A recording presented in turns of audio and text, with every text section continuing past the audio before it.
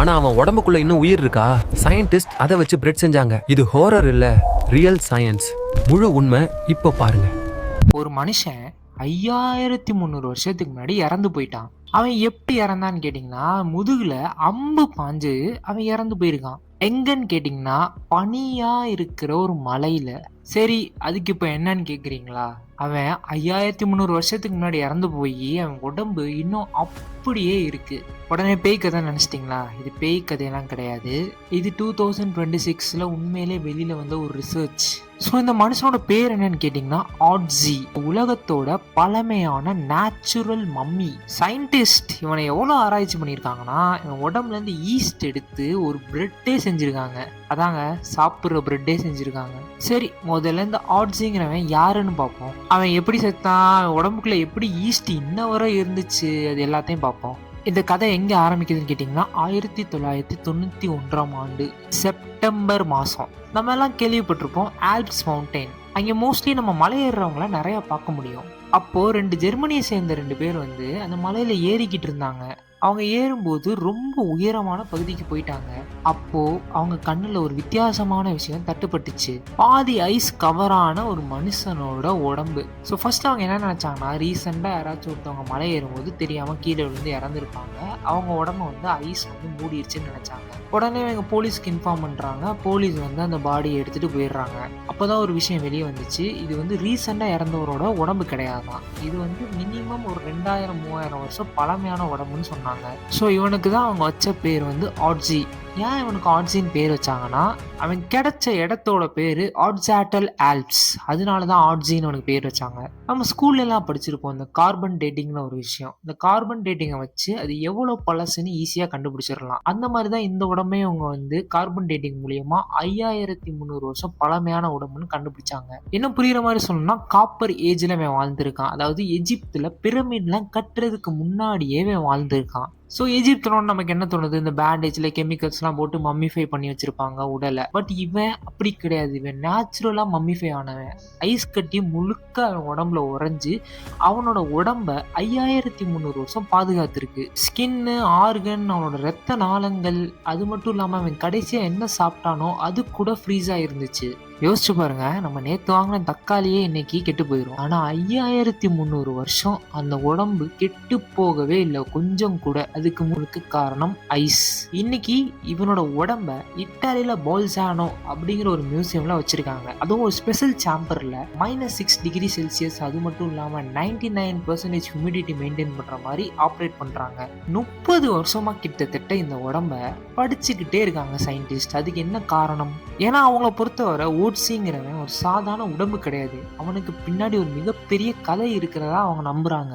அவனோட உடம்புல 60க்கு மேலான டேட்டூஸ் இருக்கு. பட் ஆனா இதெல்லாம் அழகுக்கு இல்லைன்னு சயின்டிஸ்ட் நம்புறாங்க. அவங்க ஒரு விஷயம் நோட் பண்றாங்க. டேட்டூஸ்லாம் எங்க இருக்குன்னு பாத்தீங்கன்னா, மூட்டு வலி, கழுத்து வலி, கால் வலி வர்ற இடங்கள்ல மட்டும்தான் அவன் டேட்டூஸ் குத்தி வச்சிருந்தான். ஸோ சயின்டிஸ்ட்லாம் என்ன நினைக்கிறாங்கன்னா, இது பழங்காலத்துல யூஸ் பண்ண பெயின் ட்ரீட்மெண்டா இருக்கலாம்னு நினைக்கிறாங்க. கிட்டத்தட்ட நம்ம இப்போ அக்குபஞ்சர்னு ஒன்று ஃபாலோ பண்றோம்ல, அது மாதிரி இருக்கலாம்னு அவங்க நினைச்சுக்கிட்டாங்க. அவனோட உடல் கிடைக்கிற இடத்துல ஒரு காப்பர் ஆக்ஸ் கிடைச்சிச்சு. அந்த காலத்துல எல்லாம் அந்த காப்பர் ஆக்ஸ்ங்கிறது ரொம்ப விலை உயர்ந்தது. ஸோ அதை வச்சு இவங்க என்ன சொல்றாங்கன்னா, இவன் ஒரு மிகப்பெரிய ஆளா இருந்திருக்கலாம். அந்த காலத்துல இவன் ஒரு மிகப்பெரிய ஆளா இருந்திருக்கலாம். ஸோ அவன் சட்டை போட்டிருந்தான், அந்த காலத்திலே கோட்டு போட்டிருந்தான், செருப்பு போட்டிருந்தான், வில்லு அம்புலாம் வச்சிருந்தான். இது மட்டும் இல்லாமல் என் வயிற்றுக்குள்ள நான் வந்து ஃபுட்டுலாம் ஃப்ரீஸ் ஆகிருந்துச்சுன்னு சொன்னேன்ல, அதை கூட சயின்டிஸ்ட் வந்து படித்து பார்த்தாங்க. அவன் என்ன சாப்பிட்ருந்தான்னு பார்த்தீங்கன்னா, மான் இறைச்சி சாப்பிட்ருந்தான், ஆட்டு இறைச்சி சாப்பிட்ருந்தான், அது மட்டும் இல்லாமல் கோதுமை மாதிரி ஏதோ ஒரு விஷயத்தையும் சாப்பிட்ருந்தான். அதுக்கப்புறம் என்ன பண்ணாங்கன்னா, அவனோட டிஎன்ஏவை எடுத்தாங்க. அவன் டிஎன்ஏவை எடுத்து அவன் எப்படி இருந்தான்னு கூட கண்டுபிடிச்சிட்டாங்க. அவனோட கண்ணு கலர் ப்ரௌனுன்னு கூட சயின்டிஸ்ட் கண்டுபிடிச்சாச்சு. ஸோ இவன் இவ்வளோ பெரிய ஆளாக இருந்திருக்கான் அந்த காலத்தில். இவன் ஏன் இப்படி அனாதையாக செத்து கிடந்தான்னு பார்ப்போம். அவனோட இடது தோள்பட்டையில ஒரு அம்போட முனி வந்து சிக்கிட்டு இருந்திருக்கு. ஸோ பேசிக்கலி பாகுபலி மாதிரி பின்னாடி இவனை யாரோ சுட்டிருக்காங்க. அதாவது ஒட்ஸிங்கிறவன் கொலை செய்யப்பட்டிருக்கான். இவனோட உடம்புல இருந்து உயிர் பிரிஞ்சிருச்சு. ஆனா இவன் உடம்புல நுண்ணுயிர்கள், அதாவது மைக்ரோ ஆர்கானிசம் இன்னும் எப்படி உயிரோட இருக்கு. ஸோ நமக்குலாம் மைக்ரோப்ஸ்னா என்னன்னு தெரியும், கண்ணுக்கே தெரியாத உயிரினங்கள், அதாவது பாக்டீரியா, ஈஸ்ட், ஃபங்கை. இப்போ நம்மளோட உடம்புக்குள்ளேயே ட்ரில்லியன்ஸ் கணக்கான இந்த நுண்ணுயிர்கள் உயிர் வாழ்ந்துகிட்டு இருக்கு. வயிற்றுக்குள்ள, தோல்ல, வாயில, எல்லா இடத்துலயுமே இருக்கு. ஸோ திடீர்னு இது நல்லதா கெட்டதான்னு கேட்டிங்கன்னா சிலது நல்லது, சிலது கெட்டது. சில நல்ல பாக்டீரியாலாம் நம்மளோட ஃபுட்டை வந்து செமிக்கிறதுக்காண்டி ஹெல்ப் பண்ணுது. அது மட்டும் இல்லாமல் நமக்கு இம்யூனிட்டியும் இதுதான் கொடுக்குது. ஸோ நம்மளோட உடம்பே கிட்டத்தட்ட ஒரு உலகம் மாதிரி தான். இதுக்குள்ள ஒரு கோடிக்கணக்கான குடிமக்கள் வாழ்றாங்க. சரி, இப்போ ஒட்சிக்கு வருவோம் திரும்ப. இட்டாலியில யூராக் இன்ஸ்டிடியூட் அப்படின்னு ஒரு இன்ஸ்டிடியூட் இருக்கு. அங்கே உள்ள சயின்டிஸ்ட்லாம் என்ன பண்ணாங்கன்னா இந்த ஒட்சியோட உடம்புல இருந்து ஒரு சாம்பிள் எடுத்தாங்க. உடம்புல இருந்து, தோல்ல இருந்து, ஃபுல் உடம்புல இருந்துமே எடுத்துட்டாங்க. எடுத்து டிஎன்ஏ அனாலிசிஸ் பண்ணி பார்த்தாங்க. ஸோ அவங்க இதை பண்ணி பார்க்கும்போது அவங்களுக்கு 2 விஷயம் கிடைச்சிச்சு. ஒன்று என்னன்னு கேட்டிங்கன்னா ஏன்ஷியன்ட் கட் பாக்டீரியா, நம்ம வயிற்றுக்குள்ள இருக்கிற பாக்டீரியா. அதாவது அவன் உயிரோட இருக்கும்போது அவனோட ஃபுட்டை டைஜஸ்ட் பண்றதுக்காண்டி வந்த பாக்டீரியா. அந்த ஏன்ஷியன் கட் பாக்டீரியாவோட பேர் என்னன்னு கேட்டிங்கன்னா ரோம்புஸ்தியா ருமினோகோக்கஸ். இதுல விஷயமே என்னன்னு கேட்டிங்கன்னா இந்த பாக்டீரியா இப்போ மாடர்ன் டேலாம் ரொம்ப ரேர். ஆனா தஞ்சானியால ஹஸ்டாங்கிற ஒரு பகுதியில வாழ்ற மக்களோட வயிற்றுல இந்த பாக்டீரியா இன்னும் இருக்குன்னு சொல்றாங்க. அதுக்கு காரணம் என்னன்னு பாத்தீங்கன்னா அவங்க என்ன இயற்கை முறையில வாழ்ற பழங்குடி மக்கள். 2வது விஷயம் தான் சயின்டிஸ்டுக்கெல்லாம் ஷாக்கை கொடுத்துச்சு. அது என்னன்னு பார்த்தீங்கன்னா கோல்ட் அடாப்டட் ஈஸ்ட், குளிருக்கு பழகி போன ஈஸ்ட். சயின்டிஸ்ட் என்ன பண்ணாங்கன்னா இந்த ஈஸ்ட்டை எடுத்து நல்லா ஆராய்ச்சி பண்ணி பார்த்தாங்க. ஆராய்ச்சி பண்ணி கண்டுபிடிச்சாங்க. என்ன கண்டுபிடிச்சாங்கன்னா இந்த ஈஸ்ட் வந்து அண்டார்டிகால இருக்கிற ஈஸ்ட்டை சிமிலரா இருக்குன்னு கண்டுபிடிச்சாங்க.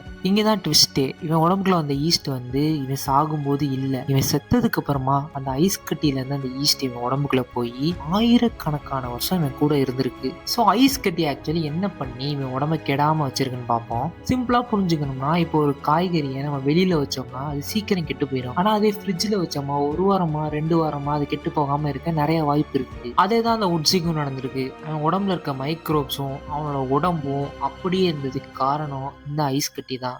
ஆனா 5300 வருஷமா அந்த ஈஸ்ட் வந்து இன்னும் சாகல, அது இன்னும் ஆக்டிவா இருக்கு. இதுதான் வந்து உலகம் முழுக்க வைரலான பகுதி. ஸோ இப்போ சயின்டிஸ்ட் என்ன பண்றாங்கன்னா அந்த ஈஸ்ட்டை எடுத்துட்டாங்க. எடுத்து பெட்ரி டிஷ் அப்படின்னு ஒரு கண்ணாடி டப்பா மாதிரி இருக்கும், அதுல வச்சு அந்த ஈஸ்ட்டை வளர்க்க ட்ரை பண்ணாங்க.